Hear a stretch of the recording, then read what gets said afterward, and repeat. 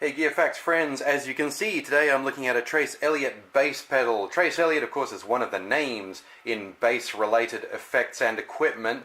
This one is a 7-band graphic EQ. It's got two pedals in it as you can see, so it's kind of a two-in-one. The pre-shape works as a boost and the graphic pedal obviously activates the graphic equalizer. It's got input gain as well as output level, and that could be really nice for balancing out a sound. Anyway, you can see by the LEDs I've got both functions enabled at the moment. I just want to give you my clean sound first. So I'm using a cheap bass guitar, a cheap amp. Let's see what this pedal can bring out of it for us. Starting with the graphic EQ, obviously nothing's going to change when we first turn it on because everything's level. Let's try a scoop shape first of all. As you can hear, it's fairly noisy. This bass guitar is, like I said, it's a cheap one and it's fairly noisy anyway. But I think the pedal's accentuating that a little bit. Oh, but look how much it accentuates the sound.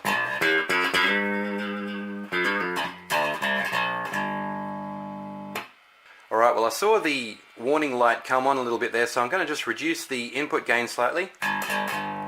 Soften the sound a little bit. Also the guitar is naturally trebly, so I'm just going to increase the bass and sort of taper it down like that and see if we can get the sound a little bit more conservative, I suppose.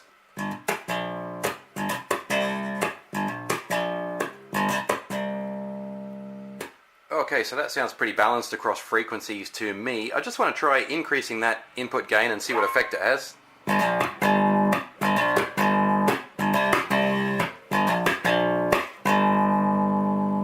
So you saw the input light coming on a little bit there, which kind of puts us slightly into overdrive territory, and that's a place where I'm quite comfortable most of the time. Now moving on a little bit, I don't know if that's legible for you, but we've got shape 1 and shape 2 for this pre-shape boost here, so let's activate that. Oh, I like that. That really fattened up the sound. Let's try it on the other setting. Oh, I like that too. I don't think I'll be able to decide.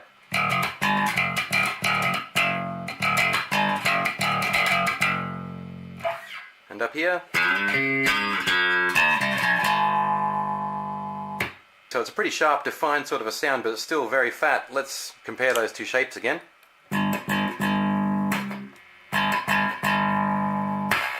Well, I guess as a radical generalization, you could say that shape 1 is nice for your softer songs, and the more fast tempo, vicious kinds of songs could work better on shape 2. And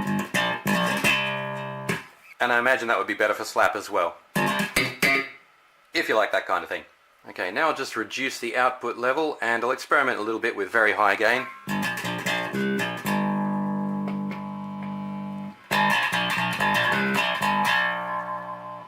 So when the level gets super high, we get a red light there to warn us against clipping, but it doesn't sound terribly clipped.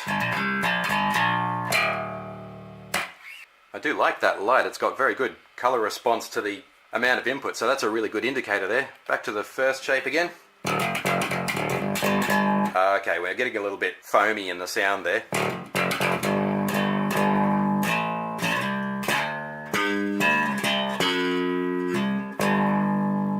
So even at the outer limits of these controls, we're only starting to get unwanted noise when we're at absolute maximum.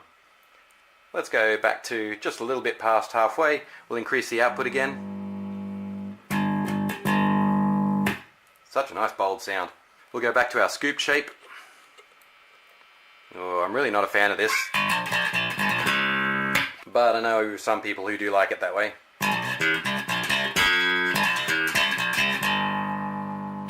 Had to do it to give you an idea of what it sounded like. And I'm just going to turn graphic off now, and we're just going to run off the shape control as a final experiment. Alright, so we need to increase our output quite a lot to compensate for all this bass I was adding. Okay, so the character of the sound itself loses a bit of life, but it gives us a good chance to better understand these shape controls. Not nice. Okay, well that only serves to prove what we all already know. Anybody with experience with bass knows that really EQ is an essential thing if you want to build character in your sound. It's also essential for blending into the other instruments in your band. Even the crummiest EQ pedal will make a big difference to your sound, but I think this one is a real character pedal. It really makes the sound bolder, wider, brighter if you want it to be brighter. And certainly, as the name of this control suggests, you do get more chance to shape your sound than you do on the average equalizer pedal, so I love it. Before we sign off, we'll just take a closer look at the physical aspects of it. Okay, there's our input control and indicator. The push button gives us a choice of two shapes. Normal EQ controls, output level at the end. On the back it's just a simple in, out and power. If we flip over, we'll see that apart from a neat little circuit diagram there, it can take two 9-volt batteries. And just one final thing, I know it goes without saying that pedals are sturdy, but this one is unusually sturdy. It virtually feels like I'm picking up one solid lump of metal. I can't imagine how thick this metal is on the front, but I reckon this is probably rated to last about 3 centuries. So, thanks for watching my review of the Trace Elliott 7-band graphic EQ, and thanks also for liking, commenting or subscribing. I look forward to seeing you on the next Gear Facts review. Have a great day, guys!